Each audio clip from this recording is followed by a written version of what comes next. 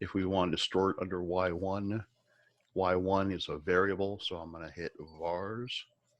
It's a y variable. We're wanting a function, so yes, one function and y1. That will store the regression equation under y1 and calculate. So that's what our equation looks like. It's, oops. That's y. So our a b to the x, where'd it go? No, ax to the b. Where'd I get a b to the x? So 101.5 it looked like, x to the 2.75 or 2.76. I'm rounding here.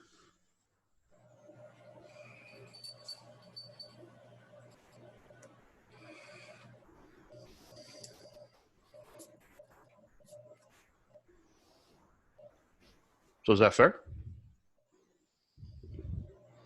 Yeah, what button did you press to calculate that again? So went to, and it'll look a little different depending on the calculator. So I'm going to clear that back out. I went to stats and then over to calculate. There it is. Okay. And at the near the bottom of calculate is power regression. Now, when I hit enter, this particular model brings up a menu. Yours might not have a menu. Yours might just bring the power regression to the home screen. Mine looks exactly like that. So okay. And I store it under y1 so we could graph it, but you could also just type it in. Oops, I don't want that. So if we want to graph it, we could look at the graph. It's not a particularly interesting graph because this thing just skyrockets. But we could mess with the zooms if you wanted to. Yeah, I set my zoom to like 500 intervals on Y. Well, particularly since we want to see, like, where does it surpass 45,000? Well, then I probably want my window to go up to 45,000 or maybe 50,000.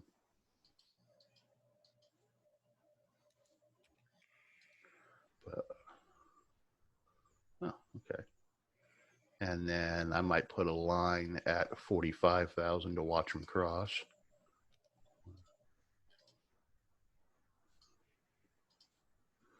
So where does it first surpass that? Well, some value we should be able to solve for. Looks like somewhere around 9. But could we solve that?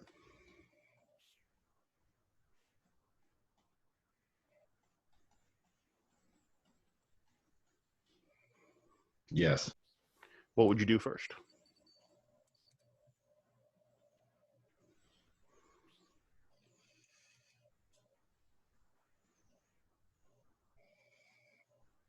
Divide by 101.5 first. Yeah, divide by the 101.5, divide by the 101.5, which is dividing about by 100. So I'm going to get, gross here and about 450 when we do that.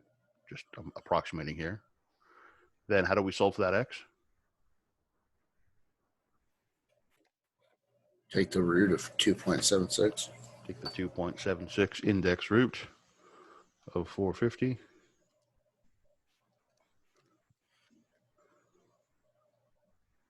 And so if you remember on your calculators, you probably want 450 raised to the 1 over 2.76 power. Probably the easiest way to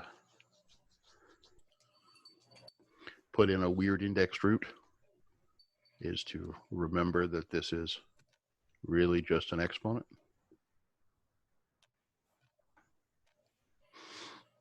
And what do you find for x? Crazy number. Well, hopefully around 9. Yeah, it is. How many decimals would you like that at? Like 3? Is that the standard? Yeah, probably 3. Okay. And I've, of course, I've also rounded this horribly when I divide by 100 instead of 101.5, but I didn't round horribly when I was calculating it. I imagine. So I'm just going to go 9-ish. That's how much I want to round it to. You should round it to more than that. It's actually not far off 9. It's only like 9.098. So No. I just couldn't remember how to get through all that on my calculator. Kinda like If you go to the math department website, the main page for the math department website, near the bottom are a bunch of videos for the calculator. okay. And one of them is a really good one I found a while ago on doing regression. It's specifically talking about linear or quadratic regression, but the steps are exactly the same for any of those regressions. So Desmos has linear regression, but it doesn't say quadratic regression. Okay, that doesn't surprise me. What would be the difference in the calculator or in Desmos for that? If you did quadratic regression, you'd get the U-shaped graph when you graphed it out, and then you'd have to figure out both sides of it. But what about on the input? Would it be different? No, it's just what the software has.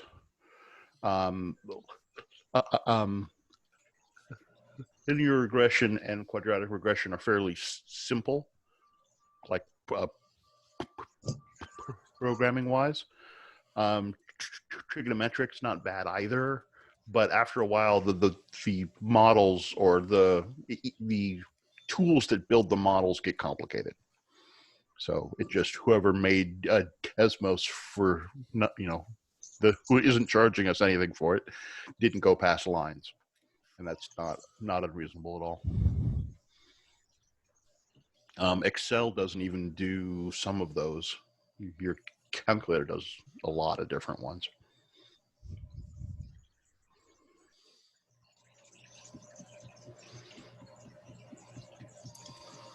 What else you guys got?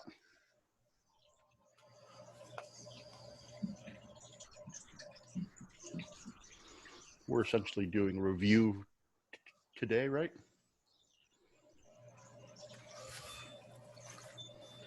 Have any of you had a chance to look at the exam review that's up there? No, not yet. I know that when I was going through, was it 4.5, whichever one is the one that's basically all like power review, Mm-hmm. had to really slow down and think about what I was doing. Well, that is never a bad thing. The last couple questions on your review do radicals, and we didn't really talk about radicals. Radicals are a part of your background, but so I'm kind of working under the presumption that you guys can solve radicals, but I don't plan on putting any on the test. So I would do those just to make sure, yeah, I can do those because they will come up here and there, but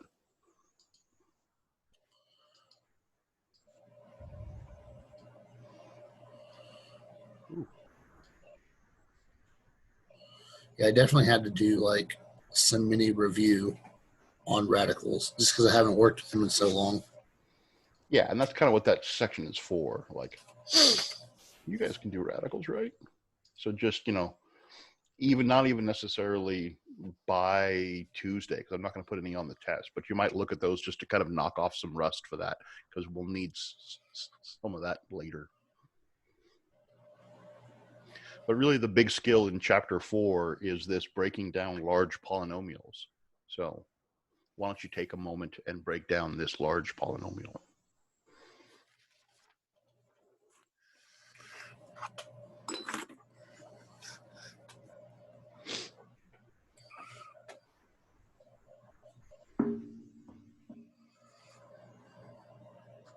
I always get really lucky when I'm doing these because I can always like guess on my first couple tries at least one of the factors.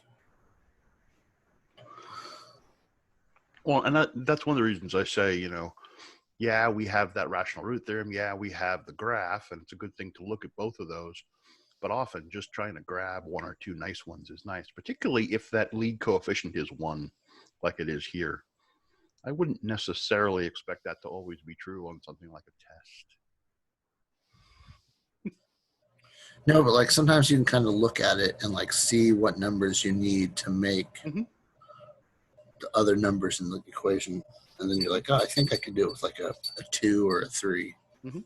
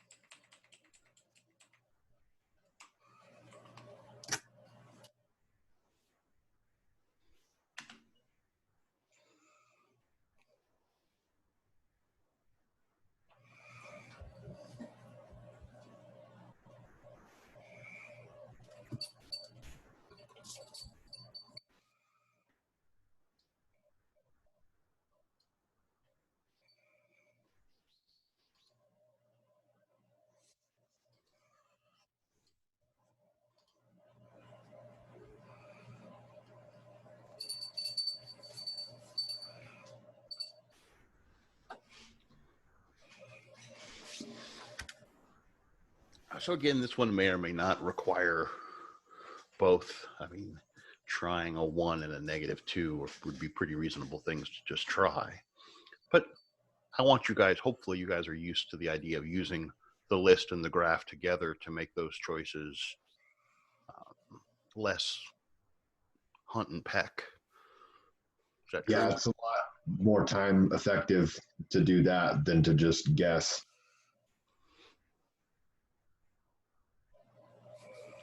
And again, particularly if when the numbers start to get bad.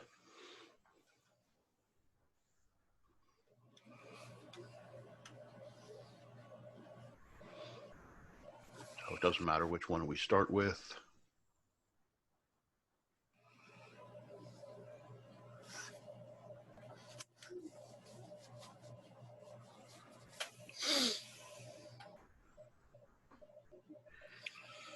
And then, was that 26?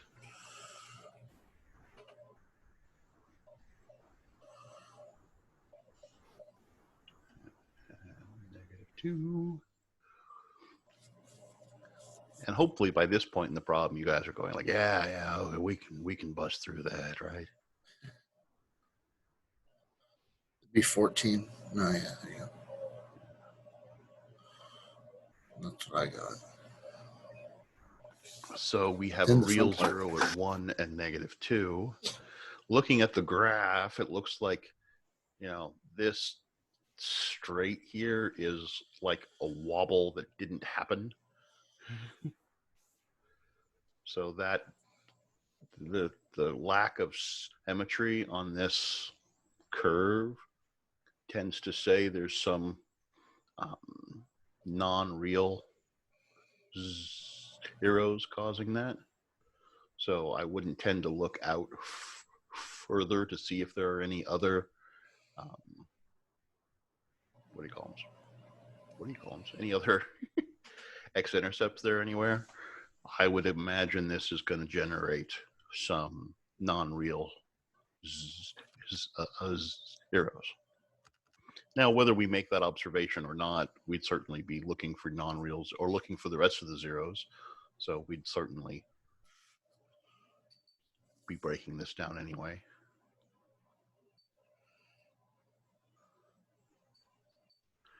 So what, 36 minus 56? So that's certainly going to give us a negative there, certainly going to give us some non-real zeros. So -6 plus or minus the square root of -20, which is 2i square root of 5 over 2. So -3 plus or minus I square root of 5. So those are our other two solutions. So, like on a test, I know, like in my open math, if we don't write it out as two separate equations, we get docked because there's no way to do it. But on a test, if I was to write it as -3 plus or minus I squared root of 5, that would get full credit, right? Yes. In the zeros, okay. Now, because you'll be entering this on my open math, you'll want to put it in separately just because. But Yeah. if I look at your notes and I see oh, yeah. But it's just computers don't like the plus or minus notation. They never have. There are some things that can make it work, but they're usually symbolic manipulators, so they're more sophisticated. They just don't like plus or minus. Yeah, just sometimes it's like irritating. I'll be working on it. I'll be like, I type all this out now. Yeah, certainly true.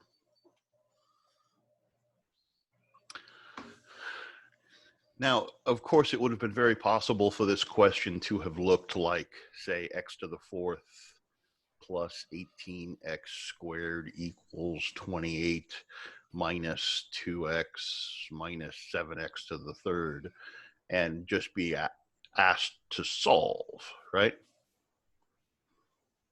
Are you guys used to the idea that those are the same questions, basically? Yeah, because basically you're still finding all the values of x, right? That could be. Yeah, and the first thing you would do is set that equal to 0, and you'd have this equal to 0, and you'd be finding the values that make it a 0, which is what we found anyway. So whether it says solve, or whether it says factor, or whether it says find roots, find x-intercepts, find zeros, we're all grabbing the same tool. The answers will look a little bit different here. We were asked to find the zeros, so the zeros are that set of zeros. If we were asked to find x-intercepts, the x-intercepts are only the real ones, because these aren't causing x-intercepts.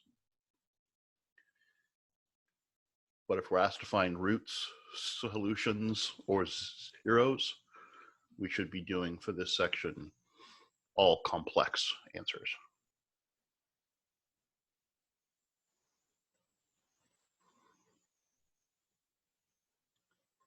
Cool.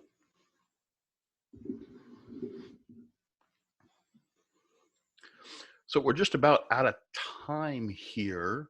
Your test is going to be open for tomorrow, but I presume you guys will want to take that after class tomorrow, right?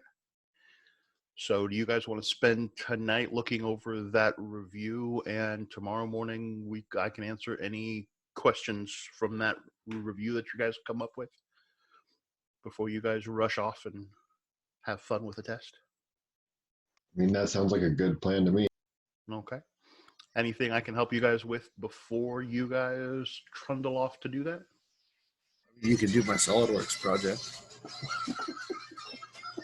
Yeah, you'd have to learn SolidWorks. SolidWorks is a lot of, it's mathematical in nature, but you Uh-huh. don't use any math to do what you're doing. You don't use any algebra.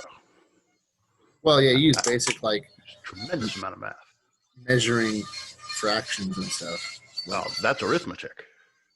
I see those kind of fractions with like measuring stuff. I'm great at those. Yeah. I'm not going anywhere above 64ths. I'm perfect. Okay, if there's anything you guys come up with that you need, let me know. If not, I'll see you tomorrow and we'll look over a review. Have a good day. Thank you. Have a good day. Okay, you too. Thanks. Mhm.